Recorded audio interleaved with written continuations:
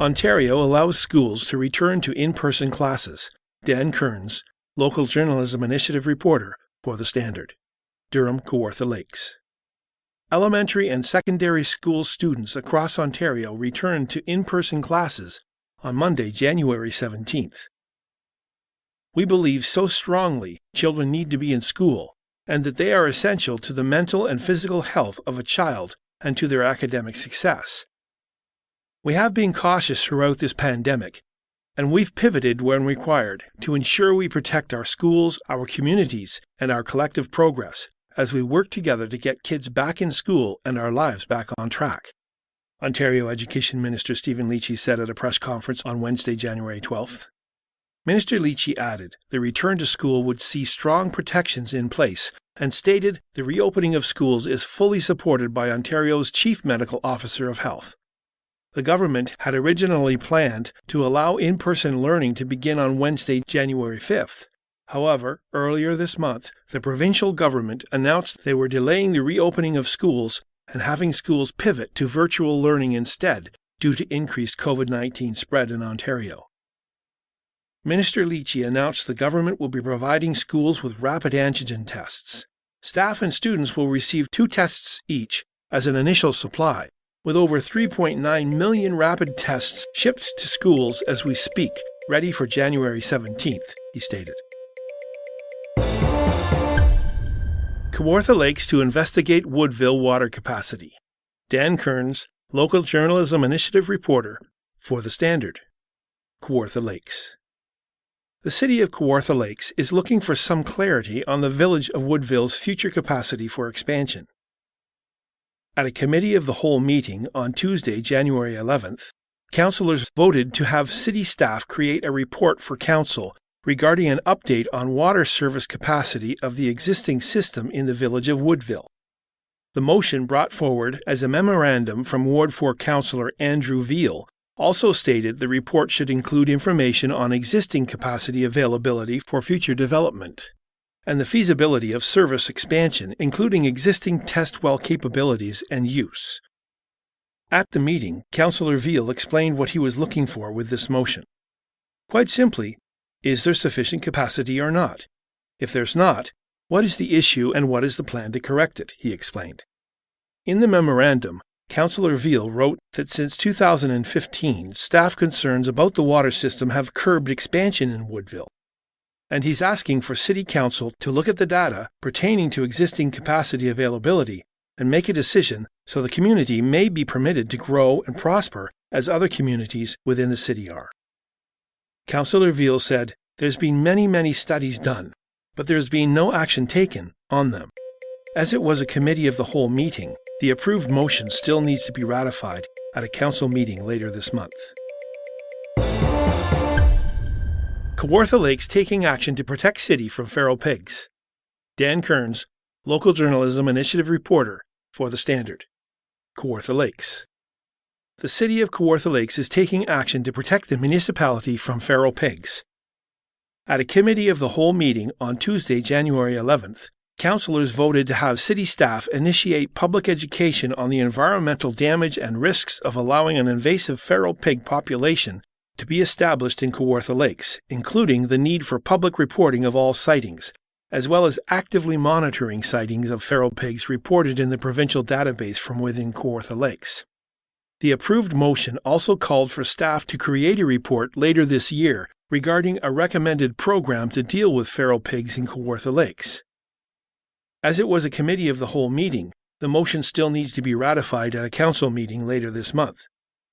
In 2021, Pickering had to deal with an invasion of over a dozen wild boars. This item did come before the Agricultural Development Advisory Committee at their December meeting. It's an issue of an invasive species, basically, Economic Development Officer Kelly Maloney told councillors. It is anticipated, if an awareness, education, and control program is not established here, it could become an issue in Ontario. Ms. Maloney also stressed the need for all partners, such as the Ministry of Natural Resources and Forestry, MNRF, and municipalities to work together on this issue. It's not something which can be undertaken by one jurisdiction or on their own, she said. Ward 5 Councillor Pat Dunn questioned if the municipality should ask the province to start an open season for hunting these animals. Because of the challenges with hunting and the potential complications which could arise, the province has actually banned the hunting of pigs in Ontario, which started on January 1st, 2022, Ms. Maloney responded. Attitude: Why Health Habits Matter. Lauren Walker, Special to the Standard.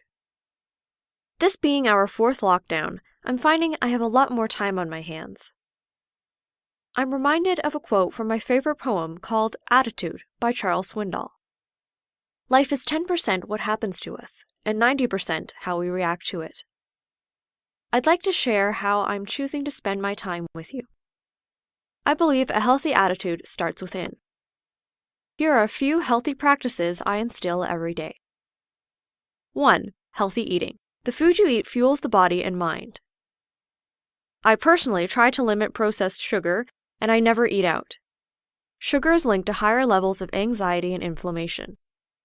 I prefer high quality at all times and allow myself a small treat every day. 2. Movement matters. I try to do a little something every day. It doesn't have to be an intense workout routine.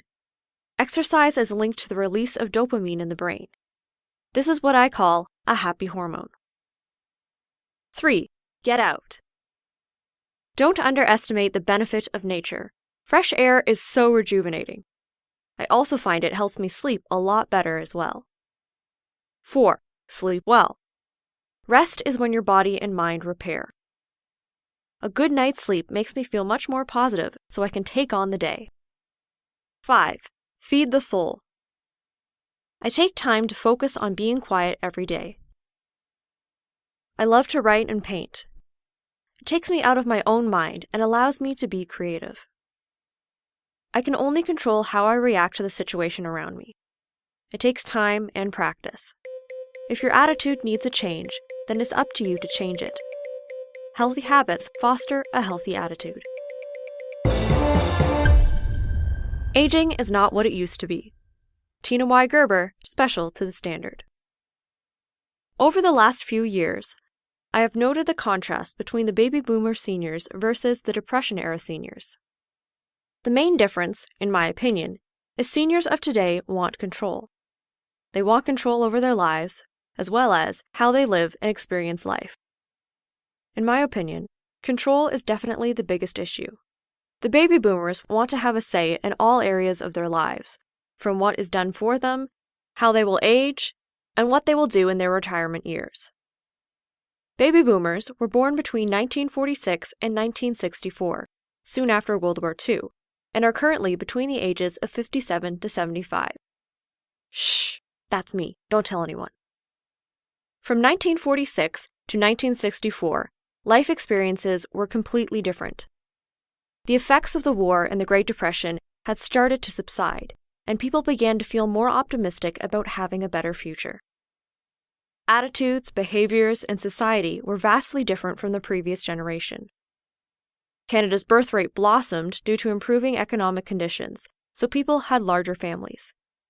Baby boomers worked hard to provide for their families and wanted to pave the way for a better future. They started to reject and redefine their values. Baby boomers are the wealthiest, most active group of people and have the most disposable income. They still continue to influence and shape Canada's economy and society as they head into retirement years. Today's baby boomers want to maintain the best quality of life for as long as possible. They pay attention to lifestyle, investments, diet, and other interventions. They want to extend and increase the quality of their lives, but aging comfortably has become a major concern.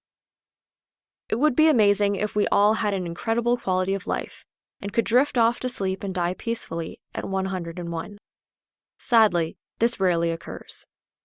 This generation is living longer but experiencing higher rates of obesity, diabetes, high cholesterol, and hypertension.